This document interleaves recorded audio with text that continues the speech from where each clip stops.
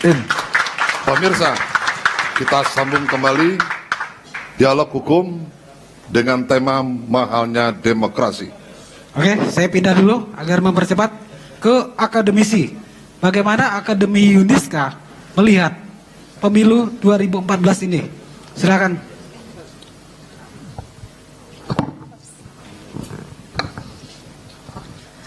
Oke, baik, terima kasih atas kesempatan yang diberikan kepada saya. Sebelum lebih jauh mengomentari apa yang menjadi topik kita pada diskusi malam ini, pertama-tama saya ingin mengundang bapak-bapak dan ibu-ibu untuk kembali mengetahui definisi dari demokrasi itu sendiri. Demokrasi adalah sistem politik dalam kehidupan bernegara yang menitik beratkan kepada kedaulatan rakyat. Di Indonesia kita mengenal demokrasi itu pasca reformasi 1998 dengan cara mengamandemen Undang-Undang 1945. Artinya demokrasi di negara kita sudah berusia 15 tahun. Pertanyaannya adalah apakah demokrasi di negara kita ini sudah berjalan dengan baik? Menurut kacamata saya sebagai akademisi, semakin parah, Pak.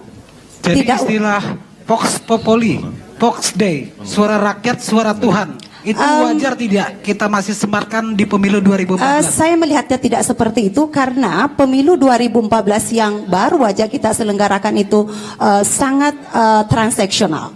Jadi mungkin ini juga yang melatar belakangi teoretikus Yunani kuno Aristoteles yang memang tidak pernah menghendaki demokrasi dalam tatanan pemerintahan karena sebagian besar masyarakat itu tidak mengerti tentang demokrasi, Pak, masih buta, sehingga nanti akan menjatuhkan pilihannya pada siapa yang memberi uang. Nah, dengan cara seperti ini tidak akan pernah kita berharap untuk menemukan sosok pemimpin yang bisa membawa negara ini menjadi lebih baik. Nah, sama juga dengan wakil-wakil kita nantinya yang terpilih itu cenderung saya melihat memakai label Wiro Sableng, Pak, 212.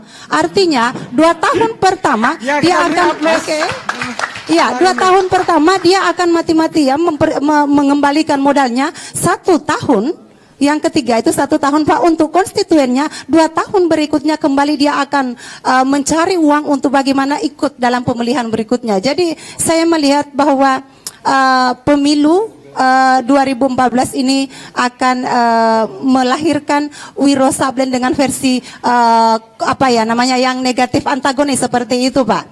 Nah, kemudian tapi di sini saya perlu mengapresiasi karena produk politik sebenarnya yang terpilih dan tidak terpilih kan ada 2, Pak, ya, yang perkenankan saya menyebutkan salah 2 dari sekian banyak efek negatif dari pemilu itu. Yang pertama, bagi yang terpilih dan tidak terpilih kehilangan harta benda, dan yang kedua bagi yang tidak terpilih biasanya kehilangan akal sehat. Cuman saya mengapresiasi teman-teman yang hadir di sini masih dalam keadaan berakal sehat seperti itu. Demikian dari saya.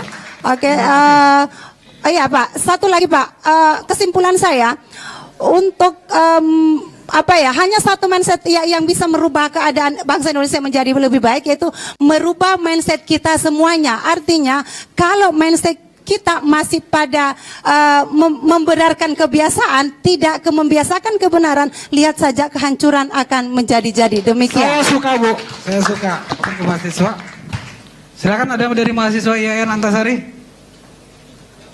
Silakan. Yang ringkas. Ya, terima kasih atas waktunya. Saya kira tadi ada satu statement yang menyalahkan pada rakyat itu.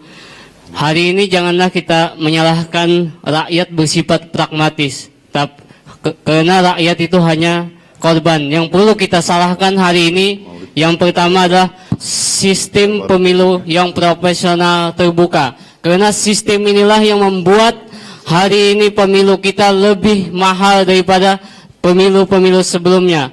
Yang kedua, institusi kita seperti KPU, Panwaslu maupun kepolisian ini tidak bekerja semaksimalnya. Karena disinilah titik dari penyebab salah satu money politik itu.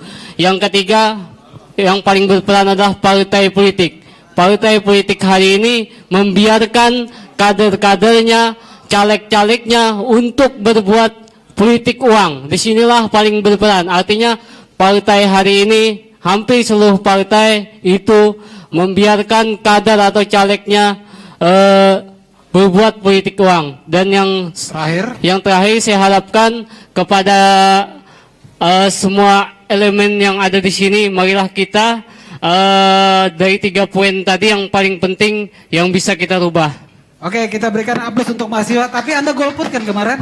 Kita lanjutkan Oke. pada Abdul Sani ya, karena Abdul Sani ini dari caleg mana ini Pak Abdul Sani? Assalamualaikum warahmatullahi wabarakatuh. Calon DPD. Pak Dewi. Terima kasih terutama kepada yang memilih saya yang berjumlah 101.400 sekian. Yang kedua, mohon maaf kalau ada sikap perilaku saya dan tim saya di lapangan, seluruh masyarakat dan seluruh penyelenggara pemilu kalau ada melakukan kesalahan. Yang terakhir, karena semua aturan sudah dijelaskan, tidak jelas. Karena yang menyusun dulu juga hasil dari DPR yang tidak jelas. Yang kedua lagi, tidak ada contoh keteladanan baik pemimpin kita di pusat maupun daerah. Silakan cek ada perlu di penelitian dan usahakan kesempatan terjelas. Yang terakhir, saya ditelepon oleh ustadz saya, pendukung saya mendoakan saya di seluruh, alhamdulillah di Wali Songo sana dan juga di seluruh kabupaten kota pemilih saya. Saya tidak mungkin calon DPD mengadukan, kita tidak punya saksi. Tidak mungkin di calon DPD menyiapkan saksi, habis hartanya kada kawa, saya yakin. Nah, oleh karenanya saya juga mudah didukung oleh peserta di sini. Hanya mampu mendoakan saja, mendoakan kepada Tuhan yang Maha Kuasa. Karena mohon maaf, pendukung saya bukan hanya beragama Islam, karena simbol-simbol agama dipakai oleh Habib, 2 Habib. Mohon maaf, itu pasti dipilih orang. Orang Banjar itu kalau dengan Habib pasti dipilih orang. Yang kedua, simbol yang pasti terpilih juga orang yang punya kekuasaan. Yang ketiga, yang punya duit. Yang tidak punya seperti saya, aktivis, hanyalah insya Allah watawasau bil haq, watawasau bis sabr. Itu saya yakin. Oleh karena itu, saya punya keyakinan dan tim saya tertunggu saya 1.000 orang, 100.000 itu, tolong doakan kepada Allah Subhanahu Wa Taala yang beragama Islam, buktikan saja bahwa orang yang perlu kecurangan di muka bumi ini sekarang juga supaya dibuktikan oleh Allah Subhanahu Wa Taala, yang melakukan kebenaran tegakkan juga buktikan Allah Subhanahu Wa Taala, sehingga benar-benar menjadi pendidikan politik bagi kita semua. Amin. Tapi kita tidak mendikte Tuhan, karena Tuhan yang Maha Tahu. La yukallifullahu nafsan illa usaha. Itu saja permohonan saya kepada Allah Subhanahu Wa Taala dan tim saya. Dan sudah saya SMS seluruh pendukung saya, doakan saja yang melakukan curang mudahan dibuktikan oleh Allah, sehingga kita betul-betul nanti berubah. Sebab semua ini karena mental saja. Mental. Sekian, terima kasih. Wallahul muwaffiq ila aqwamit thariq. Wassalamualaikum warahmatullahi wabarakatuh. Terima kasih Bang Abdul. Selamat dulu. Kita lanjutkan kepada ini salah satu rekan kita dulunya dikenal tapi ini caleg dari Partai Nasdem ya. Ya, betul. Kebetulan Jadi ada di atau gagal? Kabupaten Kota Baru ya. Jadi Dan Pak, ya? jadi apa memang 1 miliar biaya untuk pemilihan ini atau gimana menurut saudara? sebenarnya masalah biaya demokrasi itu relatif ya. Jadi saya sudah bercita-cita itu sudah di setting 10 tahun yang 10 tahun 10 ya. tahun.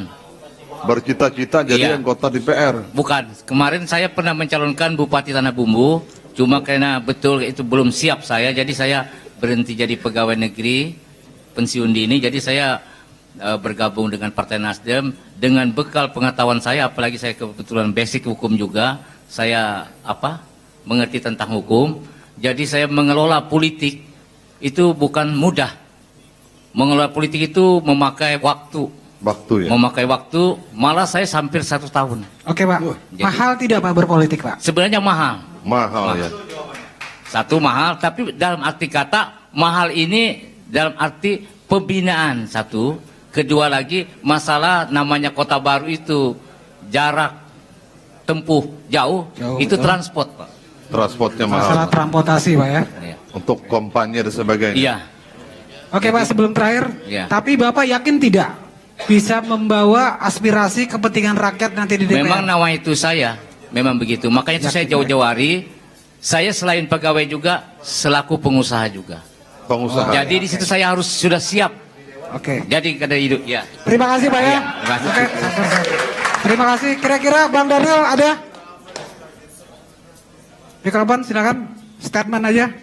Karena waktu saya 5 menit. Saya cuman ada pesan statement untuk ketua KPU aja. Kalau dia menjadi pejabat sebagai komisi pemilihan umum, seharusnya Anda tidak.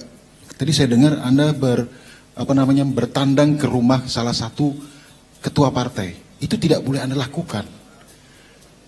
Itu tidak boleh Anda lakukan karena Anda adalah pejabat yang menentukan 5 tahun ke depan roda pemerintahan ini. Itulah titik kesalahan Anda menjadi orang mencurigai Anda, tapi bukan mendakwa. Itu yang analisa saya. Oke. Kemudian kira-kira Pak Dokter, silakan. Kita minta akademis untuk memberikan analisa hukum, sehingga perlu diperbaiki nggak sistem proporsional terbuka ini?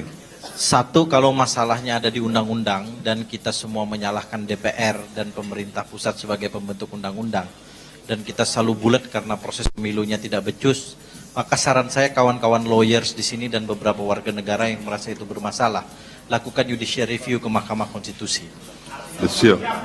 Yang kedua, tadi kita selalu menyatakan banyak pelanggaran tapi tidak bisa ditindaklanjuti. Ada persoalan persepsi dan seterusnya.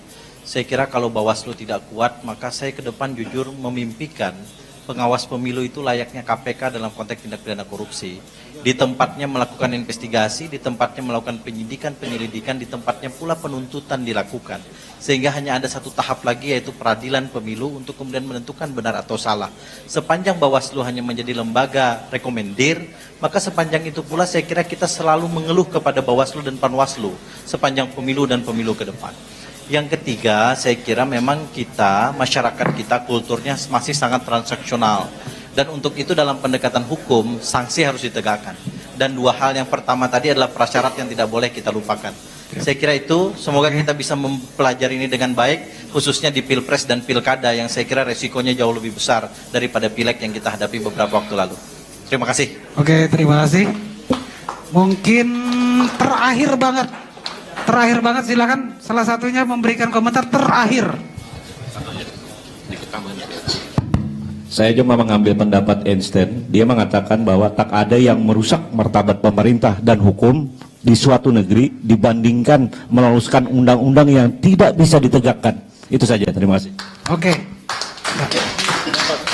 Pemirsa Duta TV, kami yakin apa yang telah kita sampaikan dalam dialog BLF malam ini setidaknya bermanfaat bagi masyarakat benua. Terima kasih pada para advokat khususnya di Banjarmasin dan narasumber Hotel Jelita dan Duta TV. If what this color side is not subject to criticism, it might as well be let inside. Bahwa kalau Anda mau menerima studi politik, mungkin baiknya Anda tidak harus di sini.